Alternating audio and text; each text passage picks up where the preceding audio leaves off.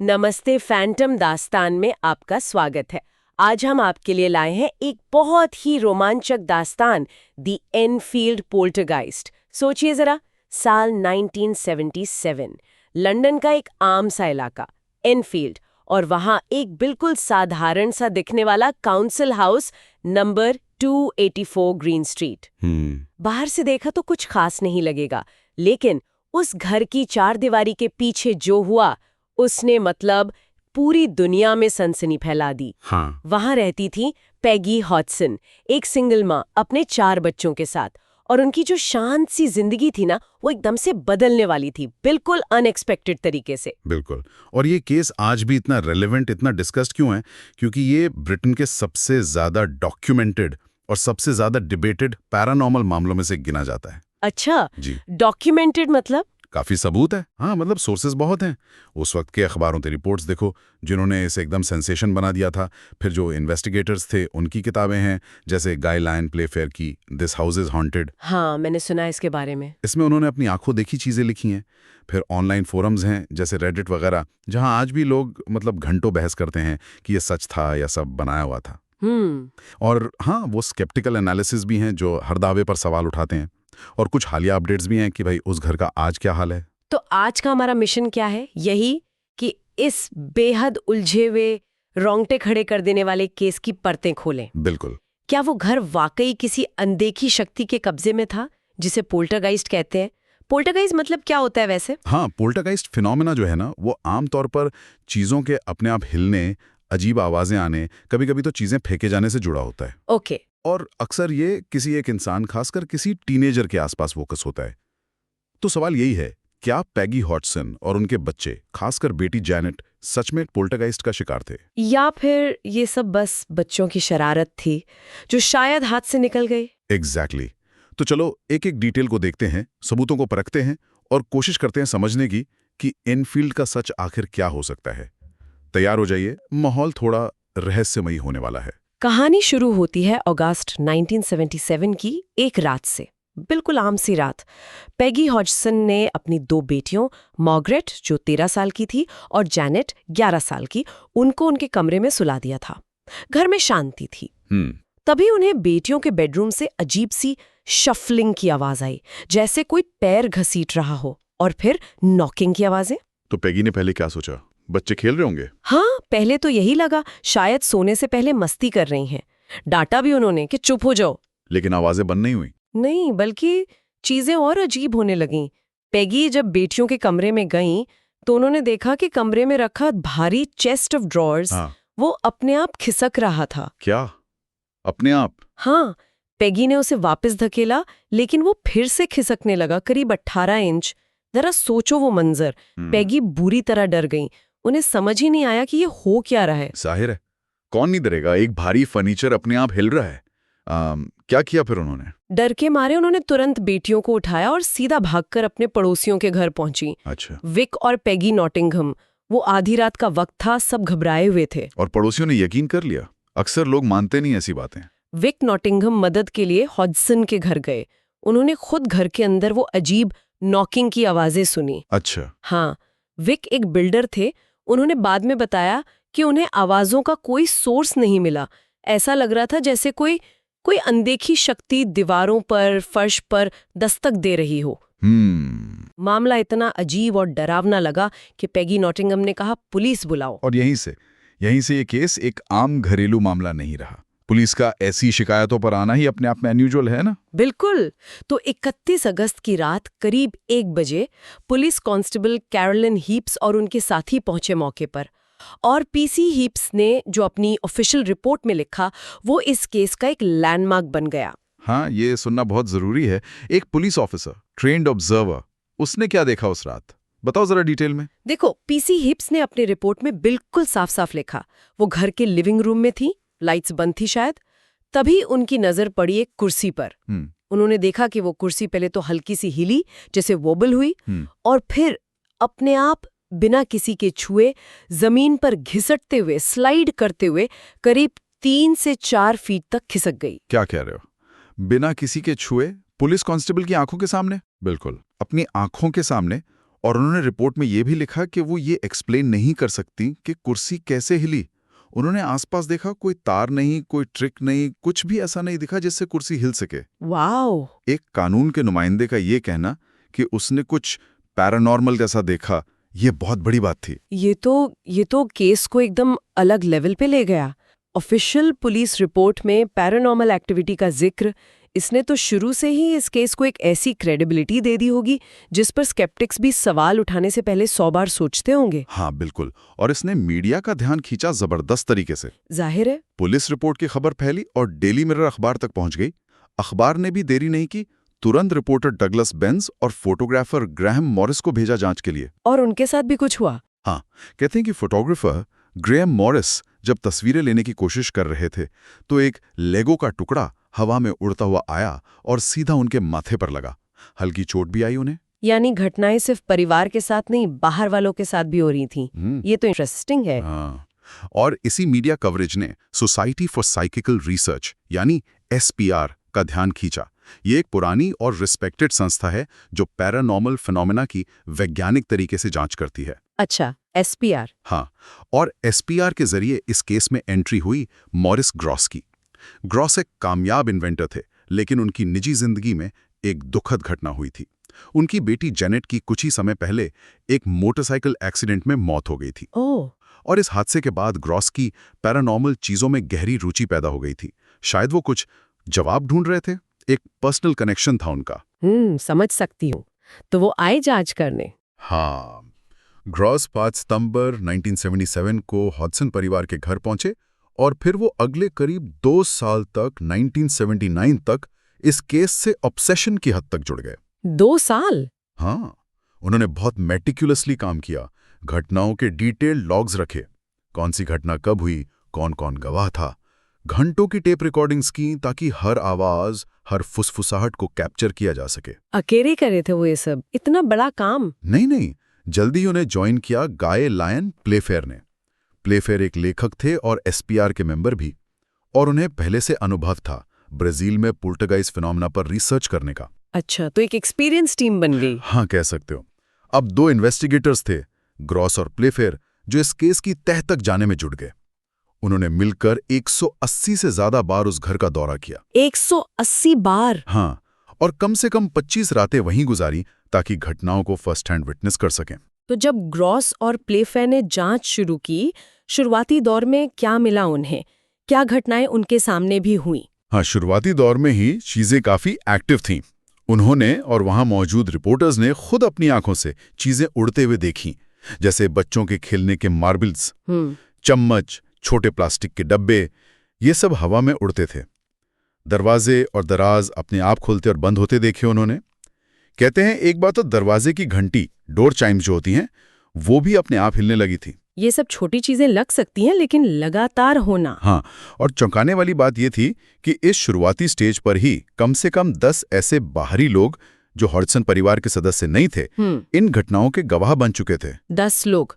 तो ये शक तो कम हो गया होगा कि ये सिर्फ परिवार का वहम है, लेकिन फिर तो मामला और बड़ा होगा। आपने कहा लगभग 18 महीने, 1.5 साल तक ये चला। हाँ, 1.5 साल। क्या क्या हुआ उस घर में? जरा तसल्ली से बताओ, सुनने में ही अजीब लग रहा है। हाँ, लिस्ट वाकई लंबी है और डिस्टर्ब करने वाली भी। ग्रॉस और प्लेफेयर ने जो डॉक्यूमेंट किया उसमें कुछ मुख्य चीजें थीं। पहली तो भारी फर्नीचर का हिलना और पलटना, जैसे वो चेस्ट ऑफ ड्रॉर्स। उससे भी ज्यादा, एक बार तो कई गवाहों के सामने एक पूरा सोफा हवा में उठा और पलट गया। सोचो जरा। बाप रे, सोफा? हाँ, फिर चीजें फेंकी जाना, लेगो के टुकड़े, मार्बल्स, चप्पलें, किताबें, ये सब हवा में उड़कर लोगों को लगती थीं। कभी कभी तो गर्म राख भी फेंकी जाती थी अंगीठी से। उफ। दरवाजों का जोर जोर से अपने आप खुलना और बंद होना, जैसे कोई बहुत गुस्से में पटक रहा हो। बिस्तरों का जोर जोर से हिलना, खासकर जेनेट और मार्गरेट के बिस्तर, बच्चे डरकर उठ जाते थे।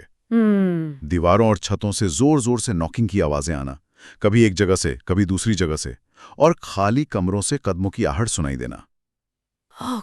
अजीब सी सीटियां बजना और कुत्ते जैसी भौंकने की आवाजें आना, जबकि घर में कोई कुत्ता था ही नहीं। भौंकने की आवाज? हाँ, और फिर जेनेट का कथित लेविटेशन। लेविटेशन मतलब हवा में तैरना? क्या मतलब ये कैसे हो सकता है? इसकी तस्वीरें भी है शायद, है ना? हाँ, कुछ तस्वीरें खींची गई थीं जिनमें जैनेट अपने बिस्तर के ऊपर हवा में दिख रही है। लेकिन ये तस्वीरें बहुत कंट्रोवर्शियल हैं। क्यों? स्केप्टिक्स कहते हैं कि साफ दिख रहा है कि वो बिस्तर से कूद रही है। तस्वीरों में मोशन ब्लर है, उसके बालों की मूवमेंट, शरीर का एंगल, ये सब कूदने की तरफ इशारा करते हैं। और जैनेट स्कूल में एथलेटिक भी थी? लेकिन बिलीवर्स क्या कहते हैं? बिलीवर्स कहते हैं कि कूदने से कोई इतनी अजीब पोजीशंस में कैसे आ सकता है या इतनी देर हवा में कैसे रह सकता है।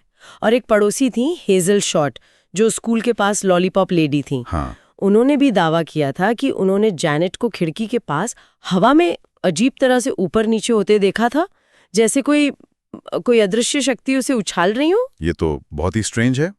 और क्या हुआ? लिस्ट तो लंबी लग रही है। और भी बहुत कुछ। घर में छोटी छोटी आग का अचानक लग जाना और फिर अपने आप ही बुझ जाना। हाँ, फर्श पर या दूसरी जगहों पर अचानक पानी के पोखर बन जाना जिसका कोई सोर्स नहीं मिलता था। ग्रॉस और प्लेफेयर की इलेक्ट्रॉनिक इक्विपमेंट, उनके टेप रिकॉर्डर्स, कैमरास अक्सर बिना किसी वजह के बंद हो जाते थे या खराब हो जाते थे। ये तो शक पैदा करता है। क्या ये पैरानॉर्मल इंटरफेरेंस था या बस पुरानी टेक्नोलॉजी की दिक्कत? कहना मुश्किल है। कभी कभी घर में परछाइयां दिखने की बातें भी सामने आईं, एपरेशंस। और वो फायरप्लेस वाली घटना, वो क्या थी? वो बहुत डरावनी लगती है। हाँ, वो बहुत चौंकाने वाली थी। घर के लिविंग रूम में एक पुरानी भारी भरकम लोहे की अंगीठी थी, फायरप्लेस। दीवार में काफी मजबूती से लगी हुई थी। ठीक है। एक दिन वो पूरी की पूरी अंगीठी दीवार से उखड़कर जमीन पर गिर गई। उसे हिलाने के लिए बहुत ताकत चाहिए थी। Oh my God. कुछ मौकों पर अजीब जगहों पर मल, एक्सक्रीमेंट पाया गया जो बहुत ही अनप्लेजेंट था।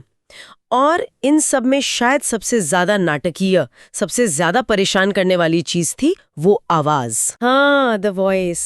इसके बारे में जानना बहुत जरूरी है। कहते हैं कि 11 साल की जेनेट के अंदर से एक बूढ़े खुरदुरे आदमी की आवाज आती थी।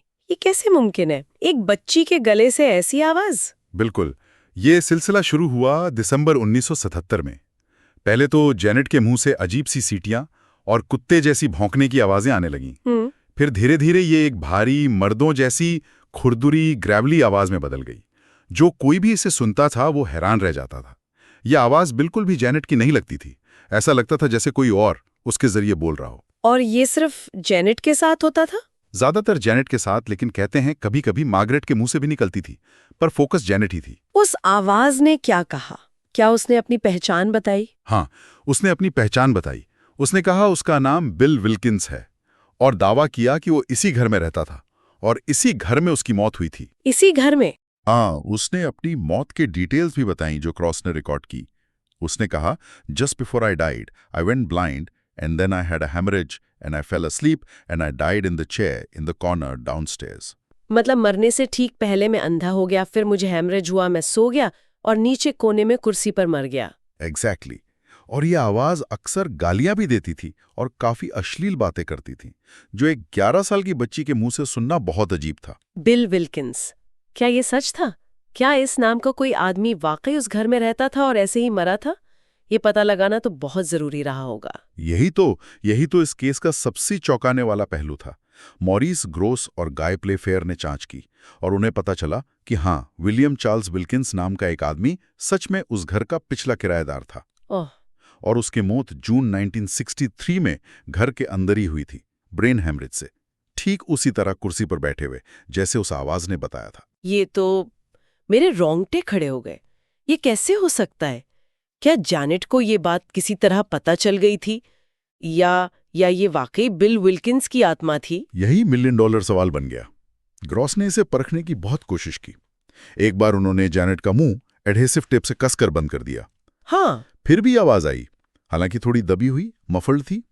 एक और बार उन्होंने जैनेट के मुंह में पानी भर दिया। हाँ, तब भी वो आवाज निकालने में कामयाब रही। कमाल है। उन्होंने स्पीच थेरेपिस्ट से भी सलाह ली।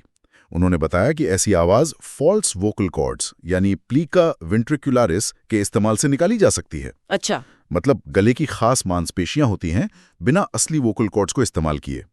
अच्छा, ये मुमकिन है? हाँ, मुमकिन है। हाँ। लेकिन उन्होंने ये भी कहा कि घंटों तक ऐसी आवाज निकालने से गले में शदीद दर्द और खराश होनी चाहिए, जो जेनेट को होती भी नहीं दिखी। तो एक्सपर्ट्स भी हैरान थे। स्केप्टिक्स का क्या कहना था इस आवाज के बारे में? कोई तो एक्सप्लेनेशन होगी। एक मशहूर वेंट्रिलोक्विस्ट थे, रे एलन। उन्हें बुलाया गया। उन्होंने कहा कि हाँ, ये एक वोकल ट्रिक है जो सीखा जा सकता है। हालांकि उन्होंने ये नहीं कहा कि जैनेट जरूर ये कर रही थी। कुछ लोगों ने यह भी पॉइंट आउट किया कि रिकॉर्डिंग्स में आवाज जिस तरह की अश्लील बातें करती थी, वो असल बिल विल्किंस के शांत स्वभाव से मेल नहीं खाती थी। अच्छा। बिलीवर्स का जवाब था कि भाई मरने के बाद स्पिरिट्स का स्वभाव बदल सकता है, और जेनेट को मौत की डिटेल्स कैसे पता चली, इसका जवाब स्केप्टिक्स के पास नहीं था। सही बात है। और सालों बाद इस कहानी में एक और ट्विस्ट आया। बिल विल्किंस के बेटे टेरी विल्किंस, उन्होंने रेडियो पर वो रिकॉर्डिंग सुनी और पुष्टि की। क्या पुष्टि की? कि हाँ, वो आवाज और मौत की कहानी उसके पिता की ही है। इससे ये बहस और भी ज्यादा उलझ गई। Okay, let's unpack this. यहां तक तो कहानी एक डरावनी फिल्म जैसी लग रही है। पुलिस की गवाही है, दर्जनों गवाह हैं, हवा में चीजें उड़ रही हैं, एक रहस्यमय आवाज है जो मरे हुए आदमी की बातें बता रही है। बिल्कुल माइंड बॉगलिंग। हाँ, बिल्कुल। लेकिन अब आते हैं सिक्के के दूसरे पहलू पर, क्योंकि बहुत से लोग, खासकर स्केप्टिक्स, मानते हैं कि ये पूरा एनफील्ड पोल्टरगाइस्ट का मामला एक बड़ा होक्स था जो घर की दो बेटियों जैनेट और मार्गरेट ने अटेंशन पाने के लिए रचा था। इस थ्योरी के पीछे क्या आर्ग्यूमेंट्स हैं, क्या सबूत हैं? देखो, सबसे बड़ा पॉइंट तो यही है कि लड़कियों ने बाद में खुद ये माना कि उन्होंने कुछ घटनाएं फेक की थी। उन्होंने मान लिया? हाँ। जैनेट ने एक इंटरव्यू में कहा था कि शायद लगभग 2% घटनाएं उन्होंने मजाक में या ध्यान खींचने के लिए की थीं, जैसे चम्मच मोड़ना या कुछ आवाजें निकालना। अच्छा, सिर्फ 2%? बिलीवर्स कहते हैं कि हाँ, ये तब हुआ जब असली घटनाएं कम हो गई थीं और मीडिया का दबाव बहुत ज्यादा था। और ये मानने से बाकी की 98% घटनाएं झूठी साबित नहीं होती। लेकिन स्केप्टिक्स का तर्क सीधा है। अगर वो कुछ चीजें फेक कर सकती थीं, तो क्या भरोसा कि उन्होंने सब कुछ फेक ना किया हो? ये एक शक का बीज बो देता है। बात तो है। और वो लेविटेशन वाली तस्वीरें, उनको लेकर क्या स्केप्टिसिज्म है? जैसा मैंने पहले कहा, उन तस्वीरों को देखकर ज्यादातर एक्सपर्ट्स और फोटोग्राफिक एनालिस्ट्स यही कहते हैं कि वो साफ तौर पर बिस्तर से कूद रही हैं। कूद रही है? हाँ। तस्वीरों में मोशन ब्लर है, उसके बालों की मूवमेंट, उसके शरीर का एंगल, ये सब जोर से कूदने की तरफ इशारा करते हैं। बिलीवर्स कहते हैं कि कूदने से कोई इतनी अजीब पोजीशंस में कैसे आ सकता है, लेकिन स्केप्टिक्स के लिए ये कन्विंसिंग प्रूफ नहीं है। आवाज के बारे में और क्या शक थे, वोकल ट्रिक्स के अलावा? कुछ लोगों ने दावा किया कि उन्होंने जैनेट को आवाज निकालते वक्त हल्का सा मुस्कुराते हुए देखा था, जैसे वो शरारत कर रही हो। अच्छा। ये भी पॉइंट आउट किया गया कि अक्सर जब आवाज आती थी तो कैमरा या रिकॉर्डर या तो बंद हो जाता था या उसका एंगल बदल जाता था। हालांकि इसमें 70s की टेक्नोलॉजी लिमिटेशंस का भी हाथ हो सकता है। साइकोलॉजिस्ट क्रिस फ्रेंच ने एक और दिलचस्प एंगल उठाया। वो बिल विल्किंस की आवाज अक्सर मेंस्ट्रुएशन यानी पीरियड्स में बहुत रुचि लेती थी। हाँ। जो एक जवान होती लड़की के लिए तो समझ आता है, पर एक बूढ़े आदमी की आत्मा के लिए ये थोड़ा अजीब लगता है। ये बात तो सोचने वाली है। लेकिन इतने सारे बाहरी गवाह थे, पड़ोसी, पुलिस रिपोर्टर्स, ग्रॉस, प्लेफेयर, क्या वो सब बेवकूफ बन रहे थे? स्केप्टिक्स कहते हैं कि आई विटनेस टेस्टिमनी नोटोरियसली अनरिलायबल होती है, खासकर ऐसे माहौल में। पावर ऑफ सजेशन बहुत बड़ा फैक्टर होता है। मतलब लोग वही देखते हैं जो देखना चाहते हैं। हाँ, या जिसकी उम्मीद करते हैं। जब सबको पता हो कि घर हॉन्टेड माना जा रहा है, तो छोटी मोटी आवाजें या हिलती हुई चीजें भी पैरानॉर्मल लगने लगती हैं। और कुछ रिपोर्टर्स ने तो बच्चों को तब चीजें फेंकते या गिराते हुए पकड़ा भी था जब उन्हें लगा कि कोई देख नहीं रहा। ओह! एक बार जैनेट और मार्गरेट को कमरे में चम्मच मोड़ते हुए पकड़ा गया था। अच्छा, तो ये फेकिंग वाली बात सिर्फ 2% नहीं थी शायद? शायद यही तो बहस है। और अटेंशन सीकिंग वाला एंगल, परिवार की परिस्थितियां कैसी थीं? हाँ, ये एंगल भी बहुत मजबूत माना जाता है। पेगी हॉडसन एक सिंगल माँ थी, पति से तलाक हो चुका था जिसका बच्चों पर असर था, घर में पैसों की तंगी थी, काउंसिल हाउस में रहते थे। स्केप्टिक्स का मानना है कि बच्चों ने, खासकर जैनेट ने, जो अक्सर फोकस में रहती थी, ये सब ध्यान खींचने के लिए शुरू किया होगा।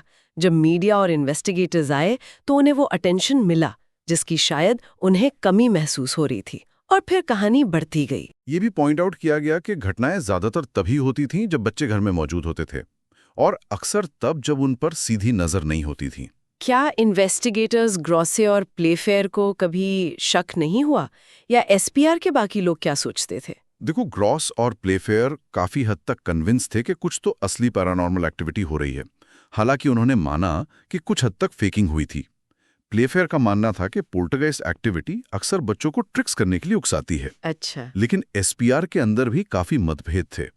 कुछ प्रमुख सदस्य जैसे अनीता ग्रेगरी और जॉन बेलॉफ शुरू से ही काफी स्केप्टिकल थे।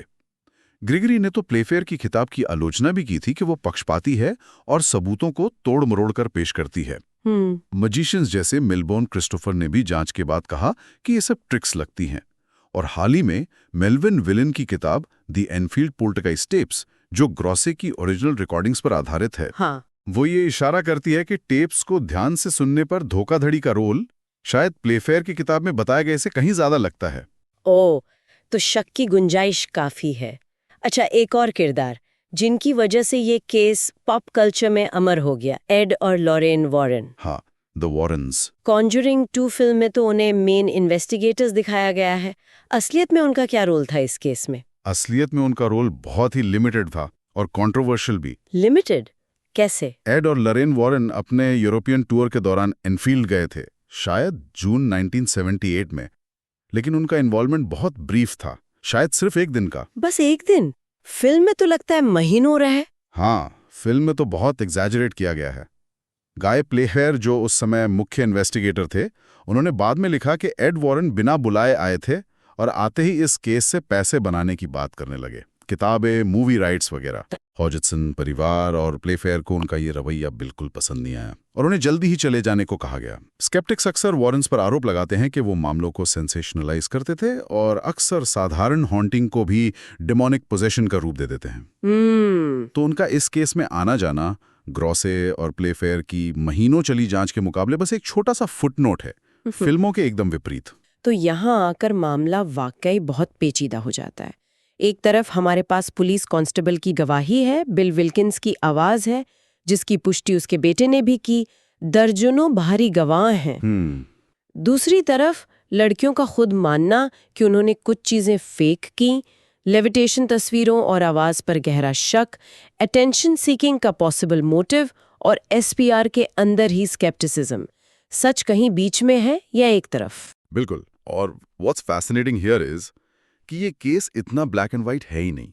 एसपीआर की अपनी कमेटी ने भी माना कि कुछ घटनाओं के लिए, जैसे नॉकिंग या चीजों का हिलना, क्रेडिबल गवाह मौजूद हैं। अच्छा। हाँ, लेकिन वो भी आवाज और लेविटेशन जैसी चीजों पर रिजर्व थे। कुछ और रिसर्चर्स ने भी जांच की। फिजिसिस्ट जॉन हेस्टेड ने कुछ एनोमलीज नोट की, जैसे जैनेट के वजन में अचानक बढ़ोतरी जब वो सोफे पर लेटी थी। वजन में बढ़ोतरी? हाँ, या एक बल्ब का बहुत ही अजीब तरीके से फूटना। एक और इन्वेस्टिगेटर डेविड रॉबर्टसन ने भी जैनेट के लेविटेशन और चीजें फेंके जाने का दावा किया। लेकिन सबसे बड़ी कमी हमेशा कंट्रोल्ड साइंटिफिक कंडीशंस की रही। मतलब लैब जैसी कंडीशंस नहीं थी? बिल्कुल। क्या इक्विपमेंट का बार बार खराब होना पैरानॉर्मल था, या 70s की पुरानी मशीनों की दिक्कत? एक स्टडी में यह भी पाया गया कि रिकॉर्ड की गई रैपिंग साउंड्स की आवाज की बनावट, अकूस्टिक प्रॉपर्टीज कुछ अनयूजुअल थी, जो सामान्य खटखटाने से अलग थी। घटनाएं 1978 के आखिर तक धीरे धीरे कम होती गईं और 1979 तक लगभग पूरी तरह बंद हो गईं। कहते हैं जैसे जैसे जैनेट बड़ी हो रही थी, घटनाएं कम होती गईं। अच्छा। जैनेट 16 साल की उम्र में ही घर छोड़कर चली गईं और उन्होंने जल्दी शादी भी कर ली। उन्होंने बाद के इंटरव्यूज में कहा कि वो उन घटनाओं के असर से कभी पूरी तरह उभर नहीं आईं। स्कूल में उन्हें गोस्ट गर्ल कहकर चिढ़ाया जाता था। वो अनुभव उनके साथ हमेशा रहा। दुखद है। और पेगी हॉडसन? पेगी हॉडसन की 2003 में लंग कैंसर से मृत्यु हो गई। उनके बड़े बेटे जॉन की भी 14 साल की उम्र में ही 1981 में कैंसर से मौत हो गई थी। ओह, और वो घर 284 ग्रीन स्ट्रीट, क्या पेगी हॉडसन के बाद वहां रहने वालों को भी कुछ महसूस हुआ? हाँ, ये इंटरेस्टिंग है। पेगी की मौत के बाद कुछ समय के लिए क्लेयर बेनेट नाम की एक महिला अपने 4 बेटों के साथ उस घर में रही। उन्हें घर की हिस्ट्री पता नहीं थी। अच्छा। उन्होंने बताया कि उन्हें घर में अजीब सा महसूस होता था, एक प्रेजेंस लगती थी, जैसे कोई उन्हें लगातार देख रहा हो। उनके बेटों ने रात में नीचे के फ्लोर से बातें करने की आवाजें सुनने की शिकायत की। फिर जब क्लेयर बेनेट को घर की हिस्ट्री पता चली तो वो डर गईं और सिर्फ 2 महीने में ही घर छोड़कर चली गईं। बाप रे! लेकिन अभी जो परिवार वहां है, उन्हें कुछ नहीं होता? अभी जो परिवार वहां रह रहा है, वो पिछले करीब 5 साल से वहां है। उन्होंने बताया कि काउंसिल ने उन्हें घर देते वक्त पहले ही वार्न किया था कि ये घर हॉन्टेड माना जाता है। हाँ। लेकिन वो कहती हैं कि उन्हें भगवान पर भरोसा है और उन्होंने आज तक कभी कुछ भी अजीब महसूस नहीं किया। सब कुछ नॉर्मल है। अच्छा, तो शायद अब कुछ नहीं होता। शायद। लेकिन एक चीज है जो उस घर का पीछा नहीं छोड़ रही, वो है उसकी फेम, या कहें इन्फमी। ओह, मतलब? मौजूदा परिवार का कहना है कि गोस्ट हंटर्स, पैरानॉर्मल एंथुजियास्ट्स और क्यूरियस टूरिस्ट्स लगातार उनके घर के चक्कर लगाते रहते हैं। लोग दूर दूर से आते हैं, यहाँ तक कि चाइना से भी दरवाजा खटखटाने। सच में? हाँ, कभी कभी तो आधी रात को 3 बजे भी लोग आ जाते हैं और अंदर आके देखना चाहते हैं। इस वजह से उन्हें अक्सर अपने घर के पर्दे बंद रखने पड़ते हैं ताकि लोग अंदर न झांकें। तो एनफील्ड पोल्टरगाइस्ट की कहानी आज करीब 50 साल बाद भी उतनी रहस्यमयी और उलझी हुई है जितनी 1970s में थी। इतने सारे गवाह, घंटों की रिकॉर्डिंग्स, पुलिस की रिपोर्ट, वैज्ञानिक जांच की कोशिशें, और फिर भी पक्के तौर पे एक कहना मुश्किल है कि सच क्या था। हाँ। क्या वो वाकई ब्रिटेन का सबसे भयानक पोल्टरगाइस्ट केस था, या बस कुछ परेशान बच्चों की शरारत जो कंट्रोल से बाहर हो गई और जिसे मीडिया ने हवा दे दी? और if we connect this to the bigger picture, क्या ये एडमिटेड फ्लेकिंग और पोटेंशियल जेन्युइन फिनोमेना का मिक्सचर इस केस को और ज्यादा कॉम्प्लेक्स और फैसिनेटिंग नहीं बना देता? सही बात है। शायद ये केस हमें सिर्फ पोल्टरगाइस्ट के बारे में ही नहीं, बल्कि इंसानी साइकोलॉजी के बारे में भी बहुत कुछ सोचने पर मजबूर करता है। कैसे तनाव, पारिवारिक स्थिति, गरीबी, मीडिया का दबाव और जांच का स्क्रूटनी, ये सब लोगों के व्यवहार और उनके अनुभवों को शेप कर सकता है। हाँ। क्या कुछ घटनाएं असली थी और कुछ नकल, या सब कुछ शुरू से आखिर तक एक एलैबोरेट होक्स था? ये सवाल आज भी कायम है। शायद असली हॉन्टिंग तो वो अनिश्चितता ही है, वो अनआंसर्ड क्वेश्चंस जो आज भी इस केस के इर्द गिर्द मंडरा रहे हैं। एक ऐसी पहेली जिसका जवाब शायद हमें कभी पूरी तरह से न मिले। बिल्कुल। और यही अनिश्चितता इसे आज भी इतना कैप्टिवेटिंग बनाती है। सोचने वाली बात है ना? Okay, so we hope you liked today's mystery. For more such talks, subscribe to our channel, Phantom Dastan.